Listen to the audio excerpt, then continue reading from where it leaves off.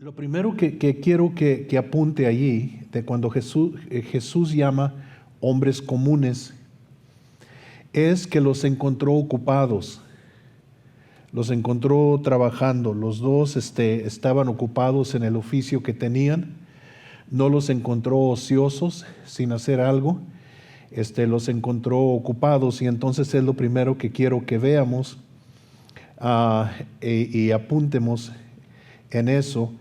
Y lo segundo es la clase de hombres que él llama hombres comunes. Y yo creo que ya hablamos un poquito acerca de esto, pero quisiera enfocarme un poquito más aquí. Si ustedes recuerdan, en las epístolas del apóstol Pablo, cuando él escribe a los Corintios, les dice él que hay algunos que dicen que son de Cefas, otros que dicen que son de Apolos y otros que dicen que son de Pablo, ¿se acuerdan? Y era muy común en aquel entonces que había diferentes escuelas rabínicas. ¿Se acuerdan que Gamaliel era un rabino muy famoso, y el apóstol Pablo dice que él fue instruido a los pies de Gamaliel? ¿Se acuerdan?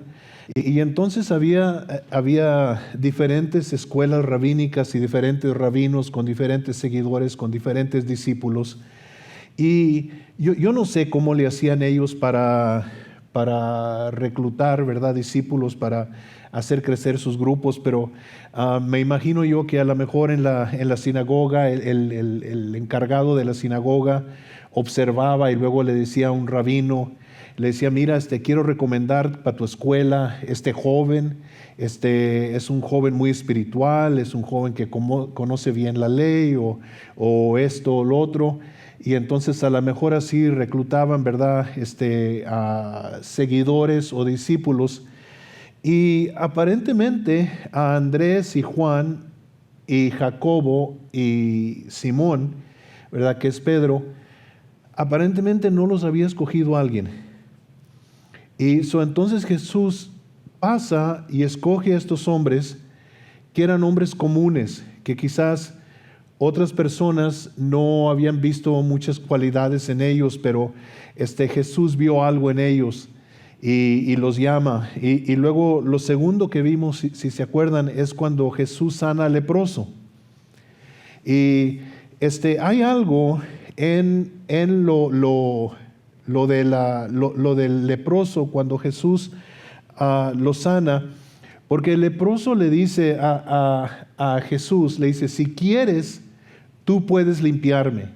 Y se acuerdan que habíamos hablado de que el único que podía limpiar la lepra era Dios.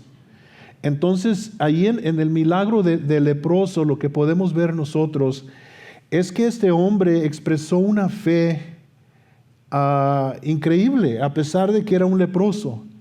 Y yo no sé si él estaba diciendo, ¿verdad?, mira, tú tienes el poder de Dios y yo sé que tú puedes limpiarme. O si él había tenido una revelación más profunda y Dios le había revelado algo a este leproso, y él está reconociendo que Jesús es Dios, porque el único que podía sanar la lepra era Dios, y el leproso le dice: tú, si quieres, puedes limpiarme. En otras palabras, yo no sé si él estaba expresando simplemente: yo sé que tú tienes el poder de Dios para sanarme, o si él estaba diciendo: yo creo que tú eres Dios y puedes sanarme. Y no sé realmente, pero en el primer caso, cuando llama a los discípulos, llama a hombres comunes, pero los encuentra ocupados. Y luego cuando sana al leproso, Jesús lo toca y lo sana, y no se tocaba a un leproso, pero Jesús lo toca. Pero también quiero que veamos que de parte del leproso, él hace una confesión increíble de fe hacia Jesús. Yo sé que si tú quieres, tú puedes limpiarme. Yo sé que tú tienes el poder para limpiar mi lepra. Entonces vemos que Jesús llama a hombres comunes, pero los hombres comunes los encuentra ocupados, no los encuentra ociosos. Y luego Jesús sana a un leproso, pero el leproso expresa una increíble fe.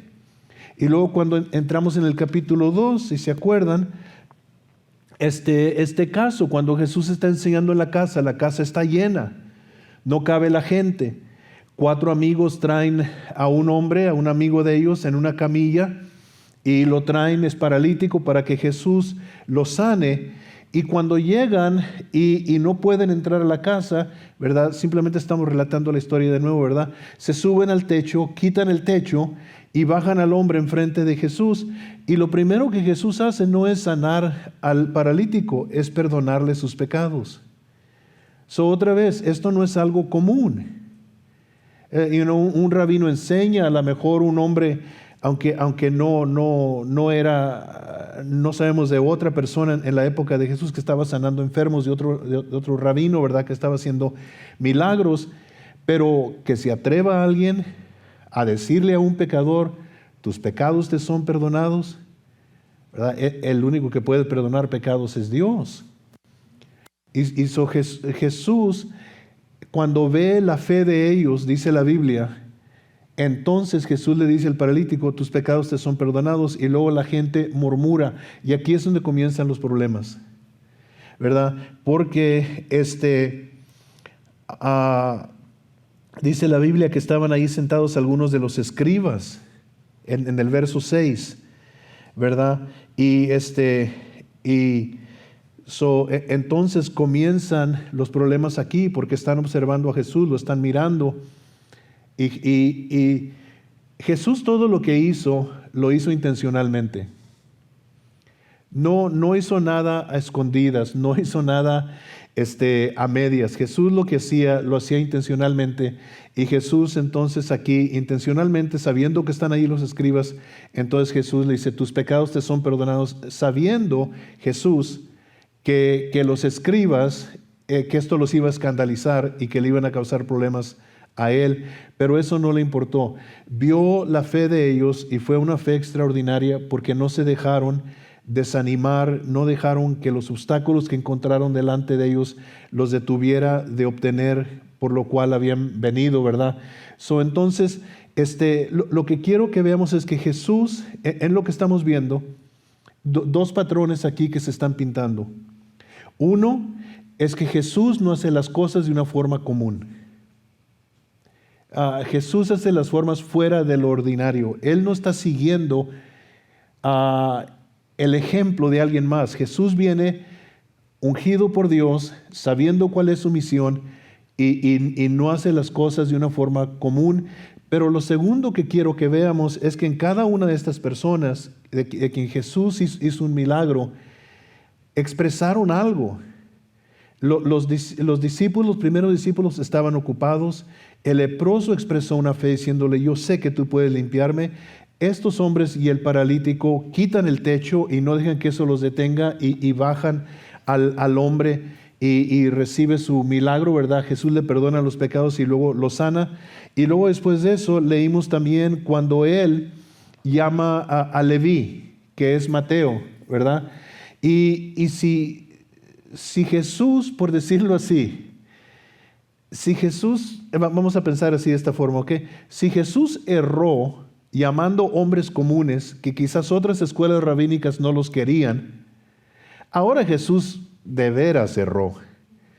Porque nadie que quiere hacer una buena reputación o tener una escuela de buena reputación, ¿verdad? Va a escoger a un publicano. Pero otra vez, cuando Jesús encuentra a Leví, ¿qué lo encuentra? Lo encuentra trabajando. Lo encuentra cobrando los tributos públicos, o los públicos tributos, ¿verdad? Entonces vemos dos patrones aquí. Jesús, que no le importa lo que la gente diga, Él va a hacer las cosas como Dios le dice. Pero lo segundo es que la gente que Él está llamando es gente que está ocupada.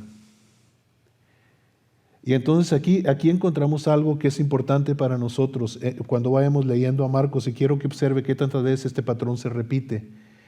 Una es que no vamos a recibir algo de Dios si no estamos ocupados en algo.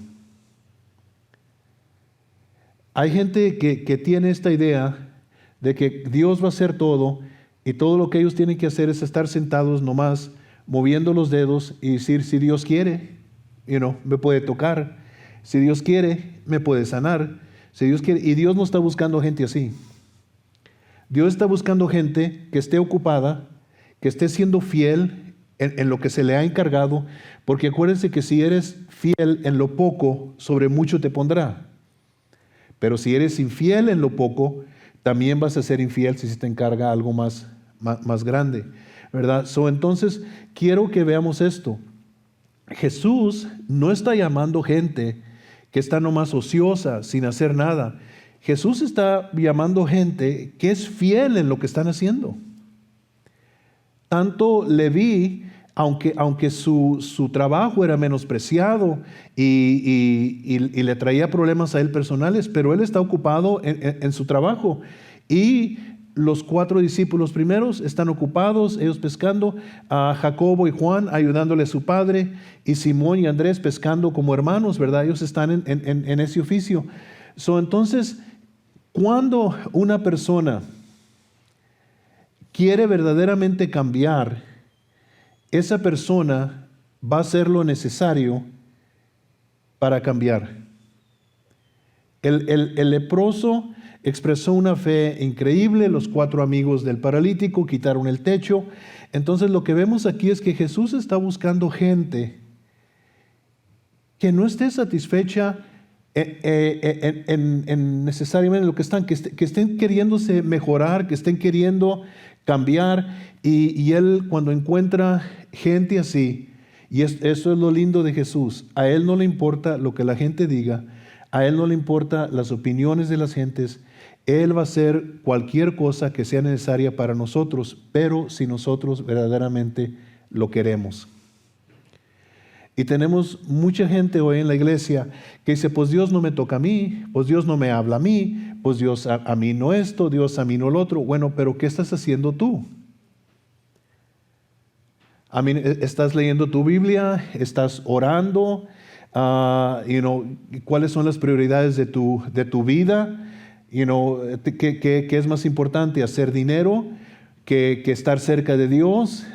¿Qué es? Hay factores aquí, y lo estamos viendo esto demostrado en el ministerio de Jesús, y no quiero que pierdamos eso en lo que estamos mirando de las gentes que recibieron estos milagros. ¿Sí me entiende? Amén. Y le voy a dar un ejemplo. Cuando nosotros hablamos de ir para Israel y presentamos un viaje para Israel y presentamos el paquete para Israel, hay mucha gente que me dice, yo quiero ir. Le digo, regístrese. No se registran, no van. Y entonces, si Dios se acercara a nosotros y buscara en nosotros ¿verdad? Ese ingrediente, ¿lo encontraría? ¿Se acuerdan la mujer del flujo de sangre? Creemos que el esfuerzo de ella fue meterse entre la multitud y tocar el manto de Jesús, ¿se acuerdan? En Capernaum. Pero ese no fue el primer esfuerzo de la mujer. La mujer gastó todo su dinero con médicos para tratar de sanar. La mujer quería ser sanada y gastó todo su dinero en médicos.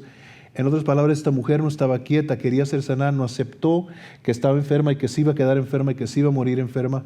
Entonces vemos este patrón en esta gente, y yo creo que por eso la mayoría del ministerio de Jesús fue en Galilea, porque en Galilea la gente era gente trabajadora, era gente ocupada. Los que trabajaban en la agricultura, los que trabajaban en el campo, los que trabajaban pescando, los que trabajaban de carpinteros, pero era gente ocupada. La gente en Jerusalén, yo no voy a decir que no estaba ocupada, pero estaba enferma de religión. Y Jesús no estaba buscando gente enferma de religión. Él estaba buscando gente común, ocupada, que estaban tratando de mejorar sus vidas. Si yo le preguntara a usted hoy y le dijera, ¿qué necesitas de Dios? ¿En qué necesitas que Dios te ayude? Te decía, ¿y qué estás haciendo tú? ¿Qué estás haciendo tú? Y muchas de las veces nosotros dijimos, bueno, pues no estoy haciendo nada. Si Dios quiere, si es la voluntad de Dios. ¿Han oído eso? Si es la voluntad de Dios. Y si leemos la Biblia vamos a descubrir que es la voluntad de Dios que todos los hombres sean salvos. Es la voluntad de Dios que seamos sanados. Entonces, lo que quisiera que miráramos aquí en este libro que estamos estudiando es que veamos las gentes que recibieron milagros de Jesús y que fueron lo que ellos hicieron y a lo que ellos estuvieron dispuestos. ¿Ok? Amén. So ya vimos eso, ya observamos eso. Ok, ¿le ayuda eso? Ok, porque el día de mañana tú te vas a esforzar por algo que tú quieres de Dios. ¿Sí? All right. Ok, entonces, el verso 18, capítulo 2, verso 18. Los discípulos de Juan y los de los fariseos ayunaban. ¿Ok? Y vinieron y le dijeron: ¿por qué los discípulos de Juan y los de los fariseos ayunan y tus discípulos no ayunan? Aquí ya están observando a Jesús y a sus discípulos, ¿verdad? La gente religiosa. Acuérdense, perdonó pecados del hombre y Jesús no está haciendo las cosas a lo común. Vienen ahora y le dicen: hey, tus discípulos no ayunan. All right. Now, ¿nunca ha conocido usted a alguien que hace las cosas por presión que otra gente les pone que hagan?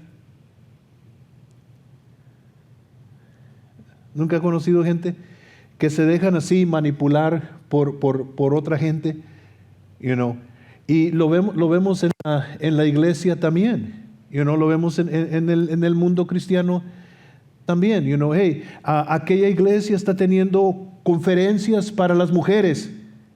Tenemos que tener otras conferencias para las mujeres. Y están teniendo conferencias para los hombres. Necesitamos tener conferencias para los hombres. Y están teniendo conferencias para la juventud. Necesitamos tener. No, si Dios te dice, lo haces.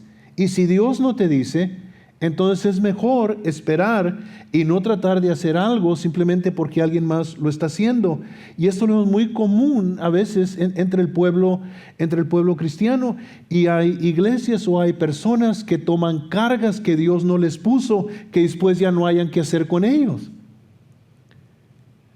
¿Y son malas las conferencias para mujeres? No son malas, son buenas, son muy útiles. Son para los hombres también, son buenas para los jóvenes, también son buenos. Pero ¿qué tal si no es lo que Dios quiere que esa iglesia haga y en lugar de que manden a los hombres a la conferencia de otra iglesia?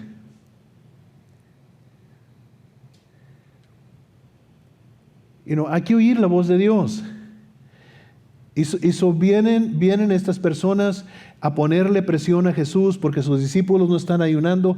Y si Jesús se deja manipular por ellos, entonces Jesús va a llamar a sus discípulos, que hasta aquí sabemos que son 5, pueden ser más, pero hasta aquí sabemos que son 5, ¿verdad? Y le dice: hey muchachos, hay que ayunar. Porque vinieron y le pusieron presión. Hey, los discípulos de aquellos ayunan, los discípulos de aquellos ayunan. ¿Y por qué tus discípulos no ayunan? No, sí, vamos a ayunar ahorita vamos a ayunar. Ya lo tenía apuntado que vamos a ayunar por agradar a la gente. ¿Sí me entiende? ¿Me está entendiendo? Ok, entonces, ¿qué contesta Jesús? ¿Qué es lo que dice Jesús? Jesús les dijo: ¿acaso pueden los que están de bodas ayunar mientras está con ellos el esposo? Entre tanto que tienen consigo al esposo, no pueden ayunar. O sea, ¿qué está diciendo? Ahorita para ellos no es tiempo de ayunar, es tiempo de fiesta. Ahorita we're having a good time, Estamos teniendo un buen tiempo, estamos echando fuera demonios, estamos viendo milagros, estamos ministrando a las multitudes, estamos enseñando la palabra de Dios, y ahorita no vamos a ayunar, porque ahorita estamos de fiesta. Es como que llegó el esposo y los amigos del esposo, están, yo no sé, entre las mujeres, ¿se acuerdan que entre las mujeres cuando se van a casar, a la mujer le hacen que un bridal shower? ¿Cuántos de ustedes los han invitado a un bridal shower? Le dicen: están todas invitadas a un bridal shower, hermanas, que vengan este viernes a las 8 de la noche, vengan porque vamos a ayunar. No, va a haber juegos, va a haber regalos, va a haber comida, van a haber diferentes cosas. Y Jesús es lo que está diciendo: Ahorita no los voy a no los voy a poner a ayunar porque ahorita estamos celebrando. Es un tiempo de celebración. ¿Ok? All right. Now, es bueno como cristianos saber cuándo consagrar y saber cuándo también disfrutar la bendición. All right. Me dijo a mí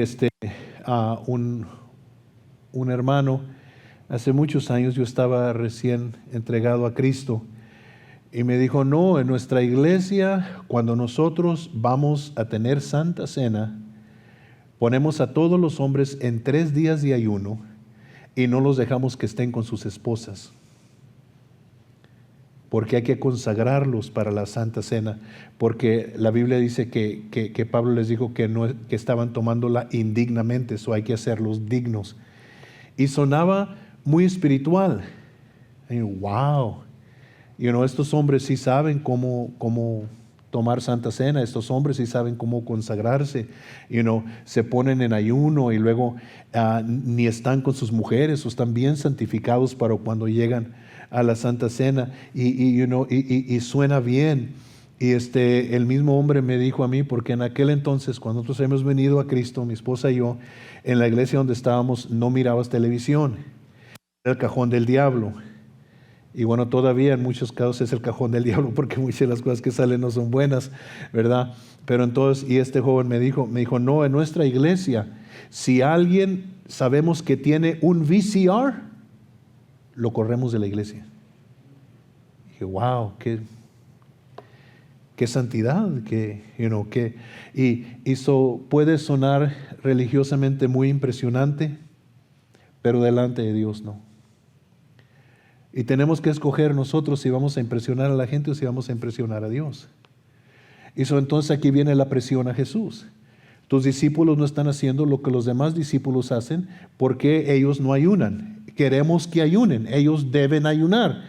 Y Jesús les dice, no van a ayunar, ahorita van a celebrar. ¿Ustedes quieren ayunar? Ayunen, pero ahorita ellos van a celebrar. All right? Amen. No da gracias a Dios que Dios es bueno, ¿verdad? Ok. ¿Acaso pueden, le dice Jesús, acaso pueden los que están de bodas ayunar mientras está con ellos el esposo? Entre tanto que tienen consigo el esposo, no pueden ayunar.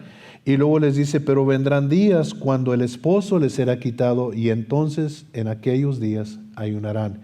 Y ustedes saben que eso fue verdad. Cuando Jesús regresó al Padre, la iglesia empezó a practicar el ayuno, ¿verdad? Y Jesús no está diciendo que el ayuno es malo, nomás que Jesús está diciendo, como dice el libro de Eclesiastés, para todo hay tiempo debajo del sol.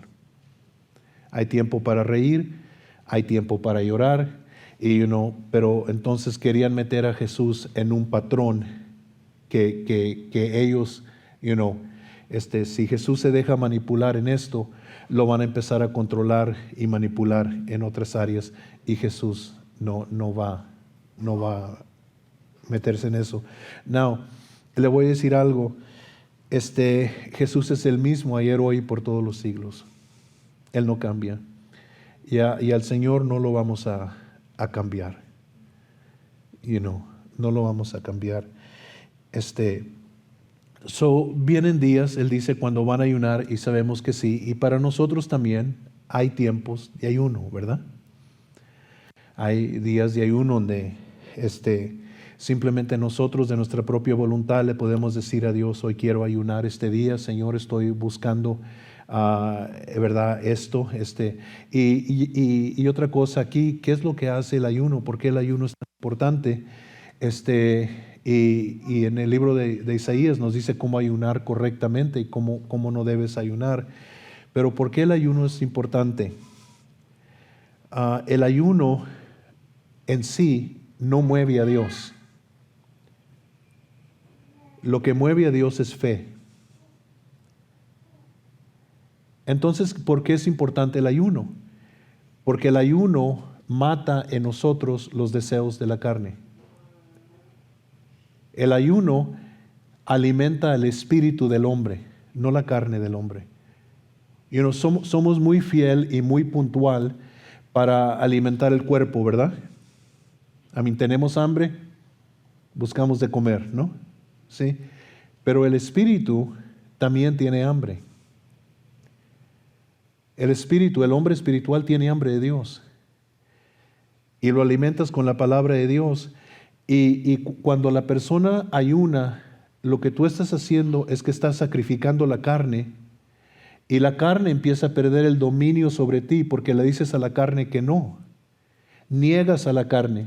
Y la carne no tiene dominio sobre ti durante ese tiempo que tú estás ayunando y estás buscando a Dios. Y entonces lo que sucede en ti cuando Jesús les dijo a los discípulos, ¿se acuerdan? Y tienes que amar a los discípulos, porque Jesús estaba arriba de la montaña con tres de sus discípulos más cercanos, con Pedro, Juan y Jacobo, ¿se acuerdan? Y Jesús se transfiguró delante de ellos. Pero abajo de la montaña una escena se está desenvolviendo, y esto es que un hombre trajo a su hijo que le daban ataques, algunos creen que eran ataques epilépticos, que le dan al joven, y cuando le entraba este demonio a su hijo, lo aventaba en el fuego para quemarlo o lo aventaba en el agua para ahogarlo, y lo trajo a los discípulos de Jesús para que lo ayudaran y no pudieron. Y entonces había un alboroto allá abajo cuando Jesús bajó de la montaña, y entonces Jesús echa fuera el demonio del muchacho.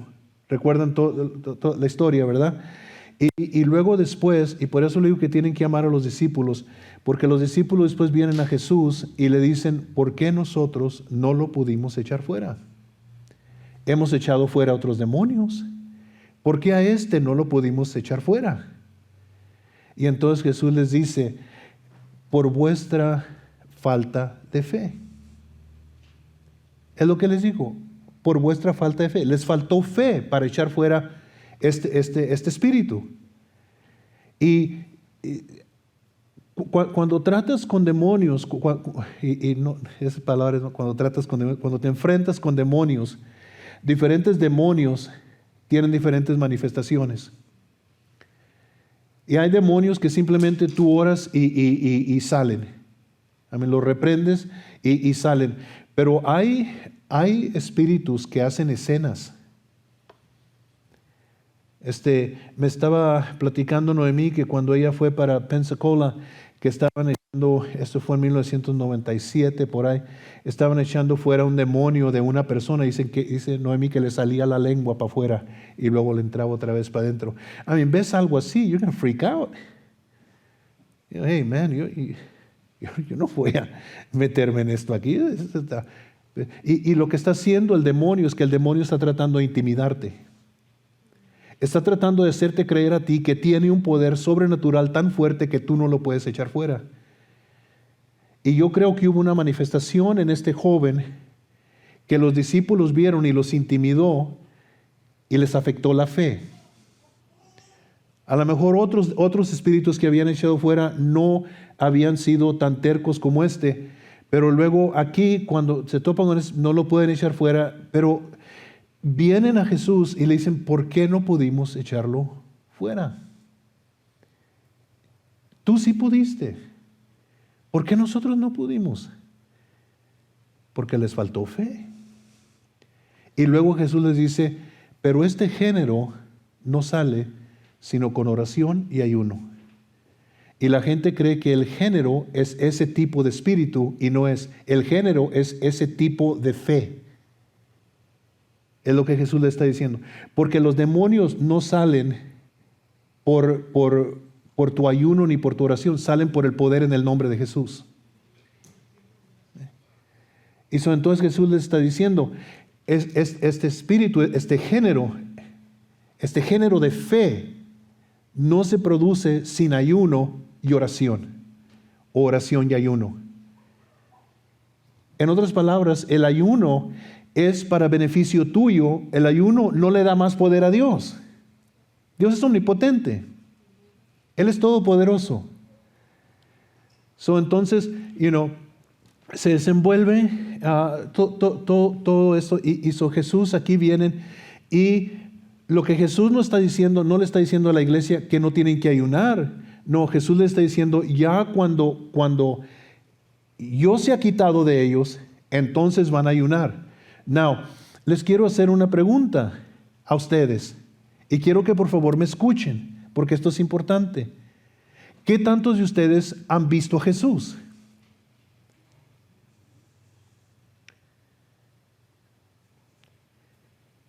¿Qué tantos de ustedes lo han oído en una voz audible, así como yo les estoy hablando ahorita? ¿Qué tantos de ustedes han tocado a Jesús?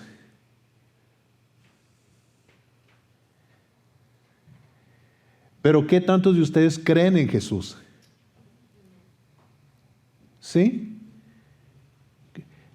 ¿Creen que van a ir al cielo cuando mueran? ¿Por qué lo creen? Nunca lo han visto, nunca lo han tocado a Jesús. ¿Por qué le creen a Él esa promesa?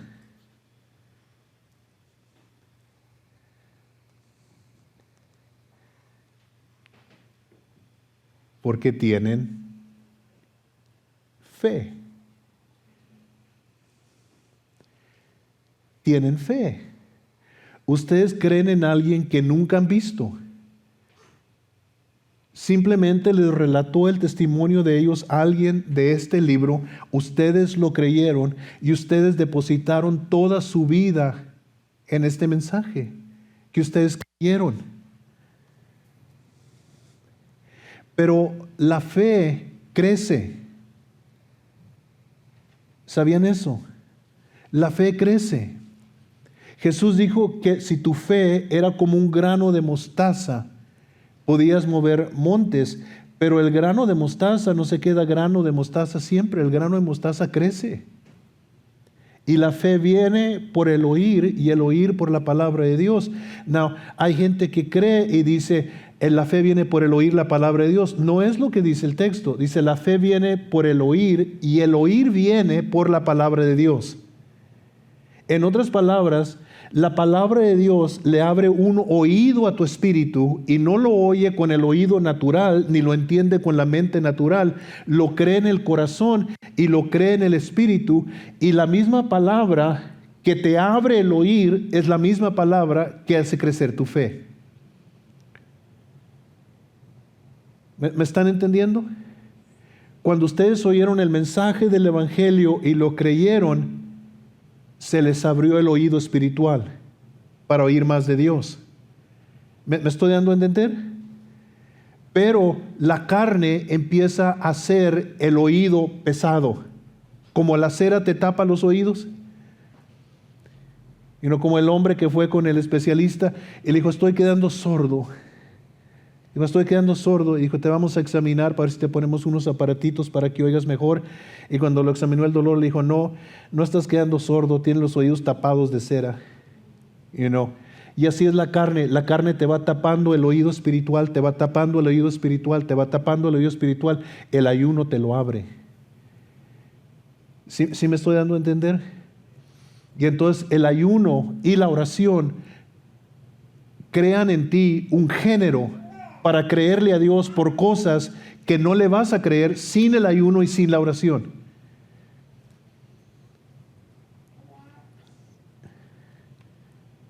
¿Sí me entiende? Fíjense, había un hombre en México, yo no lo conocí, pero oí esto y me dijeron que era verdad. Este hombre oraba por las personas que estaban de sobrepeso y perdían peso al instante. Me hablaron de un hombre también en México que andaba ministrando, que agarró a un enano y lo levantó y lo sacudió y el enano creció.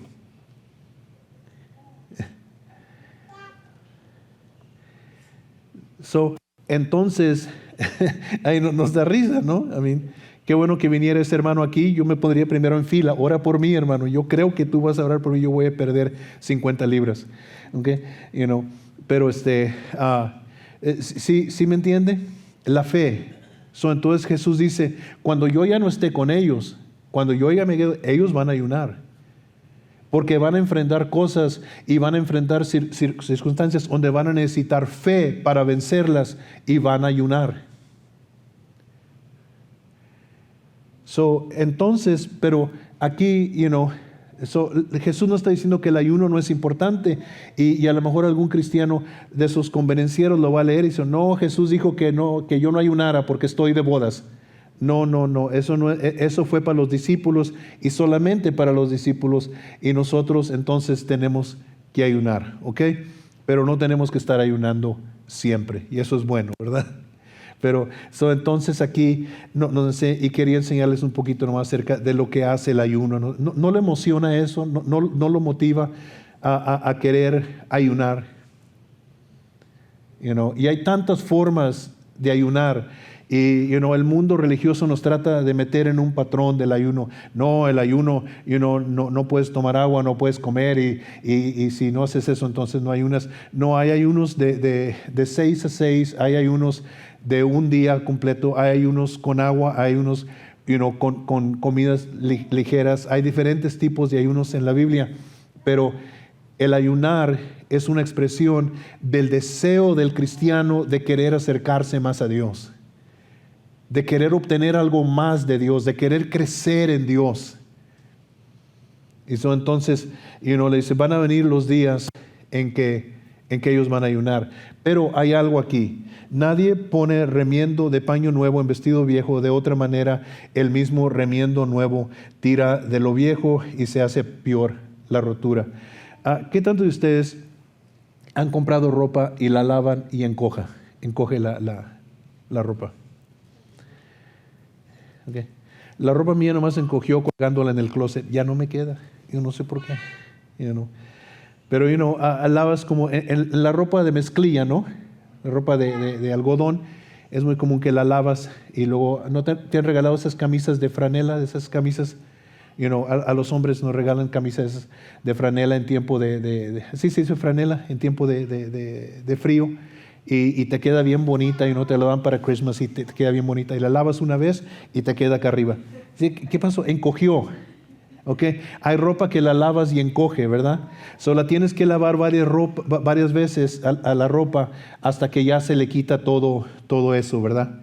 Pero si tienes una ropa que ya está encogida y se te rompe y luego le pones un parche de tela nueva, esa tela va a encoger cuando la laves. Y la rotura que tenías antes va a ser peor porque va a jalar la otra ropa y la va a romper, ¿verdad? ¿Sí? Ok. Jesús está hablando con la gente. La gente sabe esto, y dice, yeah, he's right, sí, no le vas a poner un remiendo, a una ropa vieja con un paño nuevo. Y luego dice el verso 22, y nadie echa vino nuevo en odres viejos. De otra manera, el vino nuevo rompe los odres y el vino se derrama y los odres se pierden, pero el vino nuevo en odres nuevos se ha de echar. En otras palabras, Jesús está diciendo con estas dos comparaciones que él hace, lo que yo estoy haciendo es algo nuevo. Y ya vieron, ¿verdad?, de lo que vimos cuando comenzamos, que le dije que consideraran los discípulos que llamó, cómo sanó al leproso, la fe de los que quitaron el techo, cómo llamó a un publicano a que fuera su discípulo. Todo esto era nuevo, era fuera de lo común, no era el patrón que usaban las personas religiosas, el sistema religioso en aquel entonces. Jesús está diciendo, yo estoy haciendo algo nuevo. No traten de poner el sistema viejo de ustedes en lo nuevo que yo estoy haciendo, porque no van a quedar el uno con el otro. Esto es algo nuevo lo que yo estoy haciendo. ¿Ok? Y le voy a decir algo. En la iglesia del Señor, nosotros tenemos la tendencia de caer en costumbres.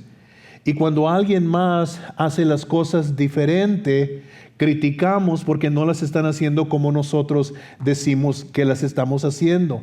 No, mire, ¿me meto en problemas o no? ¿Verdad? La iglesia se vuelve muy legalística. Cuando nosotros venimos a Cristo, mi esposa y yo, la música del cristianismo de aquel entonces era Tony Sauceda. ¿Se acuerdan? Algunos de ustedes no saben quién era Tony Sauceda. You can Google him y en YouTube vas a encontrar música de Tony Sauceda, música muy bonita, por cierto. Rudy Guerra, era un cantante del mundo que había venido a Cristo y era la música, ese era el estilo de música. La hermana Cantú se está sonriendo ahí atrás. Y luego salieron unos radicales, la generación de Jesús. Y luego después, yo me acuerdo cuando salió Marcos Witt y estaba un evangelista de México que iba a predicar en la iglesia de nosotros. Dijo: pastor, le quiero decir que tenga mucho cuidado con su juventud, porque anda un joven suelto allá en México que se llama Marcos Witt y está pervirtiendo a toda la juventud. Dijo: hay que guardarnos de Marcos Witt. Entonces, oí música de Marcos Witt. No, eso es del diablo, porque Marcos Witt está pervirtiéndola hasta que después me di cuenta que no. Marcos Witt era un joven que amaba a Cristo, un hijo de un misionero que había dado su vida en el campo misionero y que Dios lo estaba usando. Pero la iglesia se opone a lo nuevo porque es diferente. Y mientras que no se pierda el mensaje central de quién es Jesús y que la atención y la adoración y la honra y la gloria es para Él, mientras que no se pierda eso, mientras que no podamos sentar nuestra creencia en la Biblia, que no abandonemos eso, diferentes estilos no importan. No importa si es hip hop, no importa si es rap, no importa si es música norteña moderna, no importa si es música tropical, no importa qué clase de música sea. Si el tema central es Jesucristo, entonces gloria a Dios. Pero siempre en la iglesia parece que caemos en esos patrones donde nos oponemos a algo diferente o nuevo que sale. Nosotros, pues mi esposa y yo crecimos en una iglesia pentecostés y miramos cosas. Vimos enfermos sanados, vimos demonios, echábamos fuera demonios, y todo esto. Pero pasaron años y mi esposa y yo estábamos pastoreando y yo estaba orando a Dios y le dije: ¿será esto todo lo que hay? ¿No habrá algo nuevo? ¿No habrá algo más? Porque mi pastor me platicaba de campañas de un hombre australiano que oró por los niños en la iglesia donde ellos estaban. Y me dice: pastor, puso como 200 niños en fila. Dijo: tocó el primer niño y cayeron todos los niños borrachos bajo el poder de Dios. Y yo decía: ¿dónde está esto? ¿Dónde?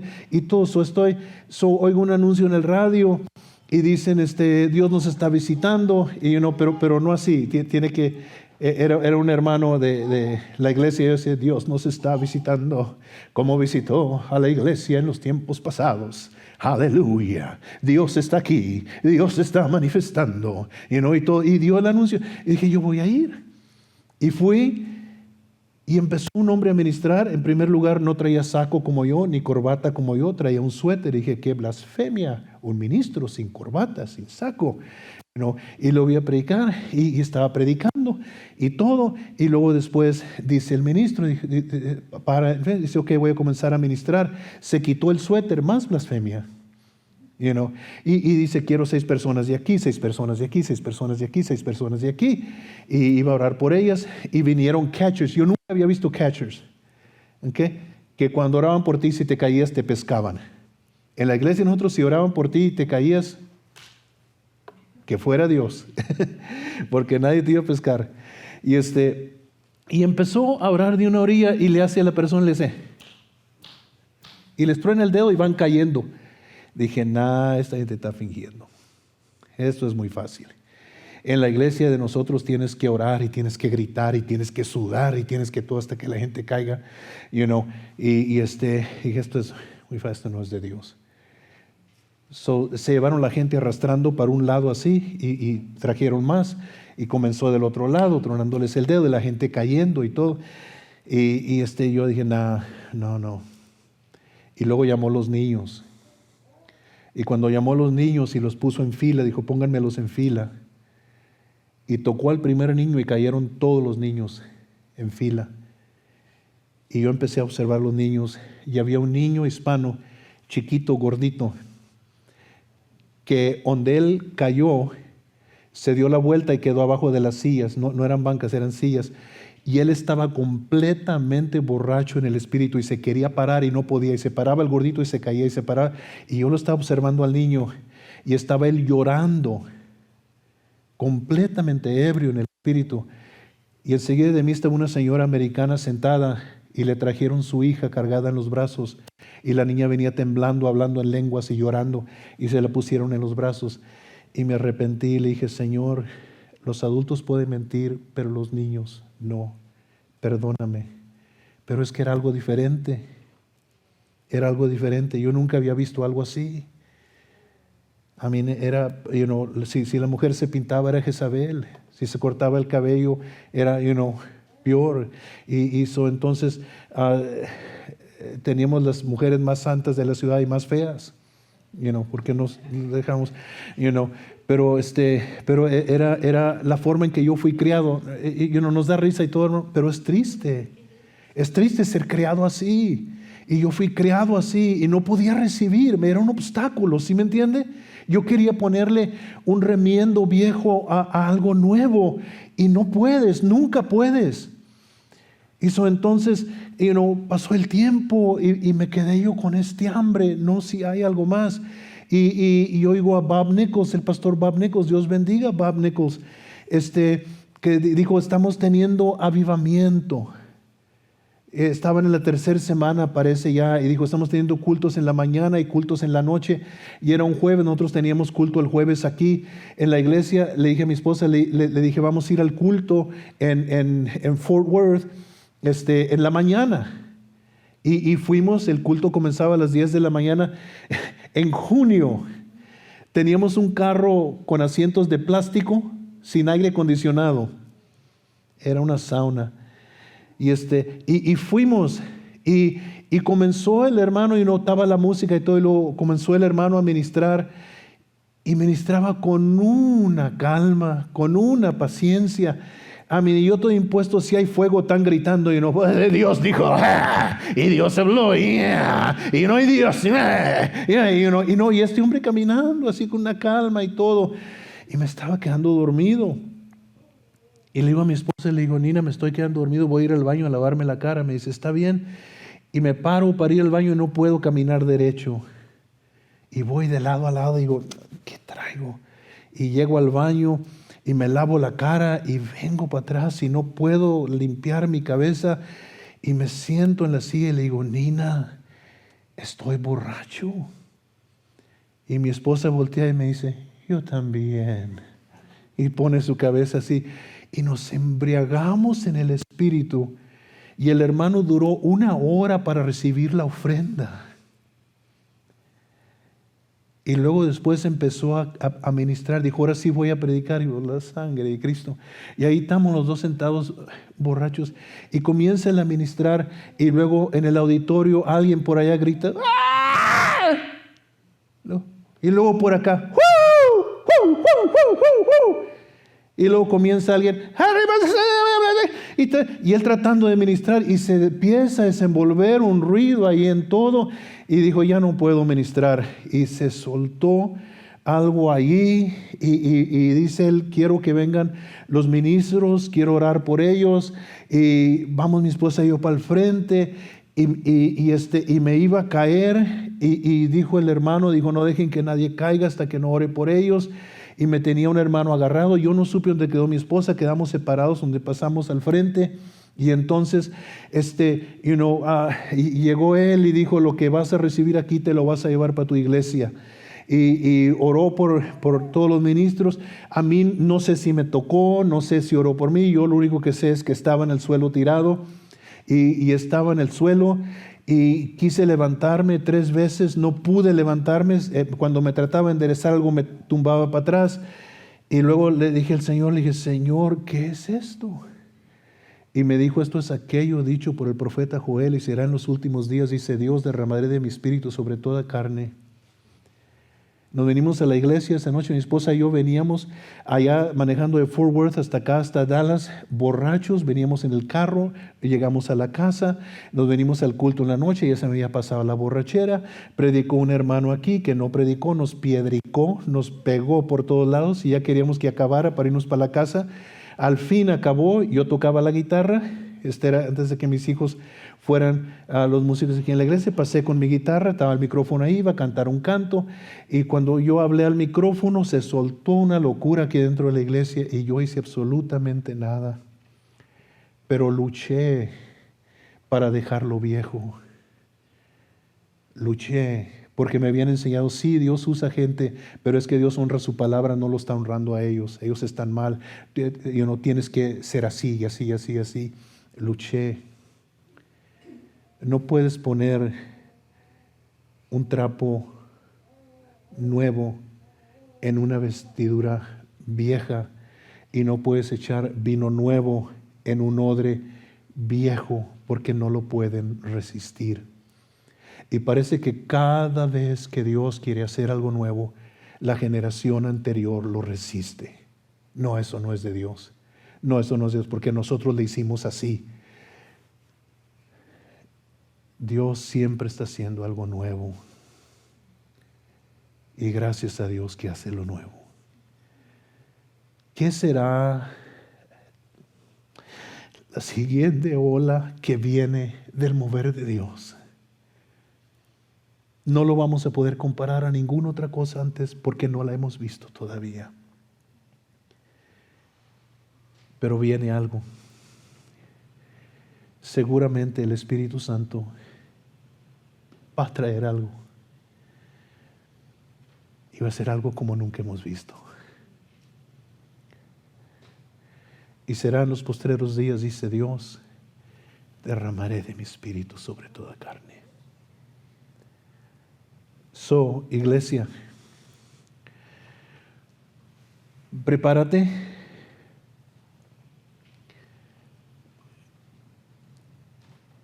Prepárate. Empieza a clamar a Dios. Empieza a decirle que tienes hambre, de verlo a Él moverse nuevamente en su iglesia. Get hungry. Te dé hambre. Y ten cuidado de las voces que te digan, tiene que ser así, porque no tiene que ser así, tiene que ser como Dios dice. Él es el Señor de la iglesia. Y resistieron a Jesús hasta matarlo, pero su muerte no fue en vano, porque el día de Pentecostés Dios derramó de su Espíritu sobre su iglesia. Y a veces que nosotros decimos, ven Espíritu Santo, ven Espíritu Santo. Nos dijo el hermano Fermín García, dijo, ya no oren así, el Espíritu Santo tiene 2000 años que vino y no se ha ido.